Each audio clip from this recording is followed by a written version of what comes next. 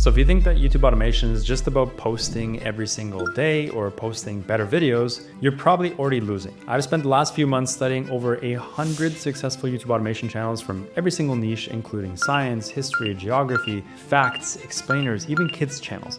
All kinds, ramping up from your channels with like 3K subs to the biggest channels in the space with over 2 million subscribers, because I wanted to know how are they pulling in millions of views a week.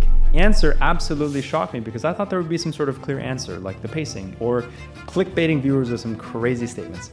But that was actually very, very wrong. And what surprised me was this: it wasn't about better editing. It wasn't about creating longer videos. It wasn't even about having better scripts. Almost every single channel that failed was obsessed with the exact same thing. And every channel that won shared the same underlying pattern. So if you started up a YouTube automation channel and uploaded consistently and still can't break past low views, this video will probably piece everything that's been missing for you together to get your channel to absolutely explode. And now you might be asking, okay, well, why should I even trust you? And I get that. So why should you trust me? Well, for one, I've been running Faceless YouTube automation channels for the last 5+ years and make over $40,000 a month passively from them. But more importantly, I run a YouTube automation community with over 13,000 people, by the way, link in the description. But this means I have the luxury of looking at hundreds of channels every single month. I get to see the ones who stay stuck and cannot break free from the 100-view jail, and the ones who suddenly take off for no reason at all, to the blind eye, where it just looks like magic or luck. So in other words, nothing I'm about to share is theory. This is hard facts pulled from my own channels and from the hundreds I help every single day. So let's begin.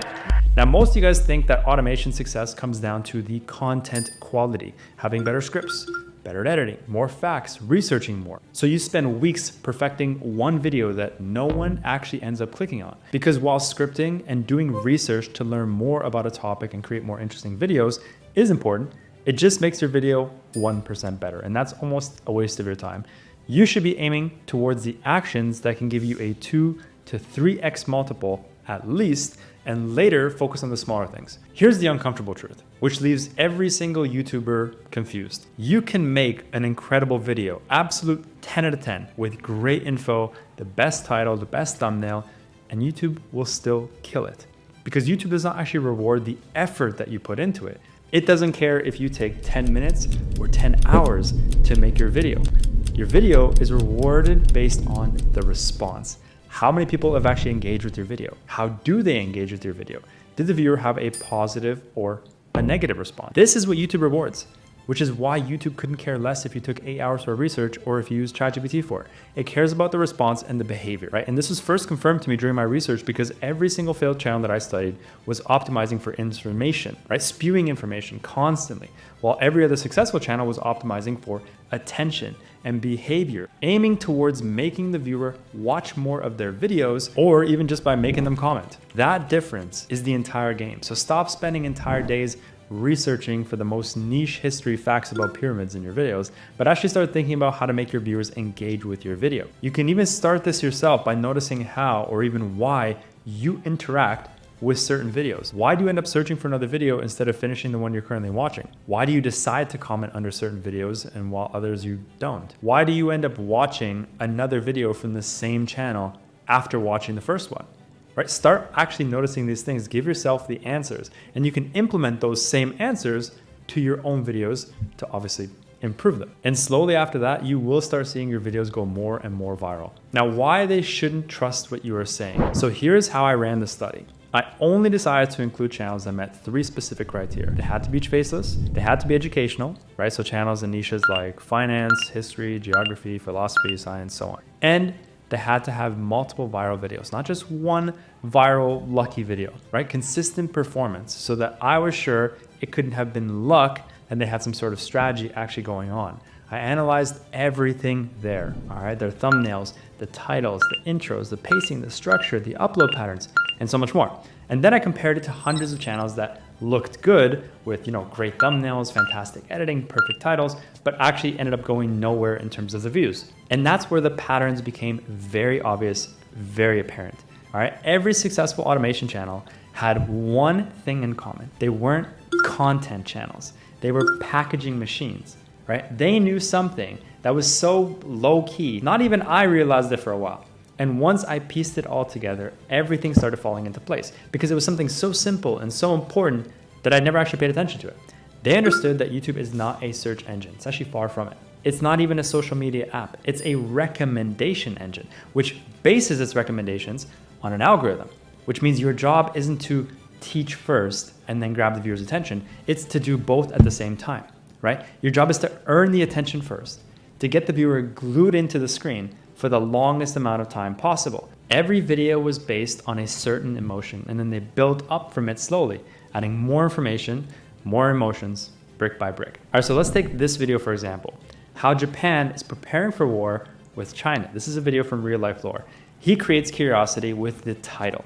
But not only with that, he also inspires fear and makes you ask yourself questions like, why are Japan and China going to war? Or how is Japan preparing for war? You start asking yourself questions, and this is why you actually end up clicking on the video to watch it. So the information actually becomes secondary and the experience became first. You click because it inspired an emotion in you, not because you actually cared about the topic. You may not even care about modern history at all, but the title inspired such emotions inside you that you decided to consume the video. But that's not all, because successful channels don't just care about how interested you are in the topic, they care about how they package their videos to make you interested in the topic, which is why successful channels don't ask, what video should I make? They ask, what video would make someone click instead of scroll? They find ways to basically tap into your brain and make you interested in topics you really couldn't care less about. So let's take a look again at various videos from this same channel and how he uses his packages to his advantage. His titles are tension driven, not descriptive, right? The title from before is How Japan is Preparing for War with China. It doesn't describe anything. It doesn't actually give you much information. It just prepares you for what you will see in the video, right? Another great example is why every country combined still couldn't invade the US, or the worst horror on earth you aren't being told about. Banger. None of these are actually giving you clues about the actual video. They just prepare you for it. And they make you tense because it makes you reflect and ask questions. They're literally creating anxiety in real time with their viewers, which is why people end up clicking on the video and why they keep coming back. But you also need to understand that the thumbnail is far more important than the title, because it's the first thing people see and the determining factor of whether they click on your video or not. So you should create your thumbnails with the intent of also invoking emotion in your viewer. But at the same time, it should make them curious about what the video is about. So then they'll click on the video because of the emotion you made them feel. Now, the next thing I want to break down is viewer psychology, because it's not just about the packaging that's important. Beyond that is the psychology behind every single viral video,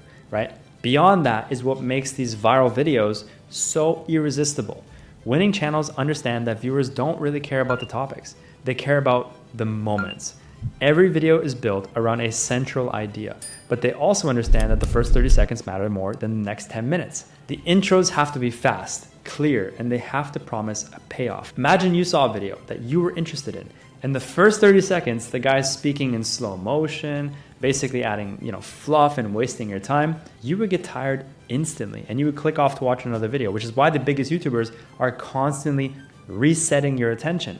They understand that attention spans are getting smaller and smaller, right? So they need to create new patterns every once in a while to keep the viewer entertained. They answer and create loopholes, just like we talked about before. They create a loophole and slowly answer for the next 15, 20 seconds, and then create another one, and so on and so forth. A great example could be this channel, which created the video, Why American Airlines Stop Making Money. Each video is one central insight.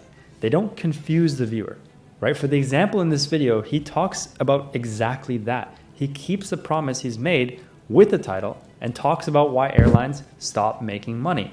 He doesn't talk about other things that are kind of related, right? Like what's the best airline or anything similar like that. They follow the plan and they stick to it until the video is done. And if they come up with other similar ideas, they just create a new video about that topic, right? But the best part is that they use those questions to answer more complex ones, which is why you clicked on the video in the first place. Now, what I mean by that is that they create one big question, which is the one behind the title of the video. And they don't actually answer it until the end of the video. But to keep people reeled in, they create multiple, smaller, and simpler questions that give you slowly hints to the big question. This makes winning and failing channels so different, because while failed channels just info dump, giving you the information, where they're just like some sort of Wikipedia page, winning channels will kind of guide your attention while giving you an insane amount of information at the same time. So now the next important topic to talk about is the idea of system thinking. Most people have the right packaging and they use psychology well. So what makes them still lose? Here's the part that most people miss. The best automation channels don't rely on motivation. They rely on systems, which means they don't rely on random adrenaline surges that suddenly get you working at 3 a.m. They use repeatable formats, predictable structures, and make clear decisions, which makes them create videos logically. And that sounds boring until you realize what that actually means. Most failed channels rely on motivation. They sit down and ask, what video should I make next? And what angle should I try? What if this one flops? And that's what actually makes this work. You see, posting videos is kind of similar to going to the gym. If you just go when you're motivated, you'll never build the discipline that's necessary for getting the real results. So since staying disciplined is difficult for most people, you need to create systems, which gives you a clear view of where you need to go and how to keep the machine running at all times, right? Take a faceless geography channel like Real Life Lore. If you strip away the topic, every single video follows the same underlying system. There's always one central question, one geographic tension or conflict, and one clear reason the viewer should care. They don't reinvent the wheel every time they upload. They have a proven structure. They themselves have created it. The topic changes, the system always stays the same. They know exactly what makes a video on brand, so they don't have to overthink. This is why they can upload consistently without burning out, and why automation actually works better for them. When I studied these channels, I noticed something very specific. They had decision rules, not ideas. For example, titles must create tension or challenge an assumption. The thumbnails must show one visual conflict, and the intros must explain why the topic matters in under 20 seconds. Every video must answer one big question. If the video idea didn't fit any of these rules, they didn't make the video. That's what system thinking is. Once the format is clear, scripts are faster to write, they know exactly what to do with editing, and their thumbnails follow a very predictable and high converting style. The channel becomes a machine, and honestly, machines scale, right? This is why automation works for them and why beginners fail. They jump straight into outsourcing, but never build the system first. So results end up being inconsistent, and when something fails, they don't know why. Successful channels don't just outsource the editing. They don't even upload more. They simply remove uncertainty. Freedom doesn't come from doing more work. It comes from removing decisions. I've guided so many people in our community to apply these exact principles in virtually any niche you can imagine, using the same resources and always got the same explosive results. Channels that were stuck at 500 views start hitting 500,000 views, and others finally get suggested for the first time, and so on and so forth. Not because they worked harder, that's for sure, but because they stopped fighting the platform. But here is the hard truth. Most people watching this will still probably never succeed. Not because they can't, or because they're incompetent, or because it's too hard, but because they're gonna be still chasing the same tactics instead of understanding systems. They'll start to change niches, or blame the algorithm when they fail, or quit right before things actually click. The winners are the ones who slow down, who study patterns, who actually apply them consistently. The ones that realize that winning isn't a constant game, it's exponential. You have to work a couple of weeks, maybe even a few months before things start to click. But in the end, it'll always be worth it. If you want to start seeing these patterns in real time, I run a free school community where we break down channels, thumbnails, and videos daily. If you guys want to join, the link is below. It is free. And if this video helped you understand why your channel feels stuck, the next step is learning psychology behind these videos so you can actually start applying them. So watch this video somewhere left or right. I don't know where it's going to be. I'll see you guys there.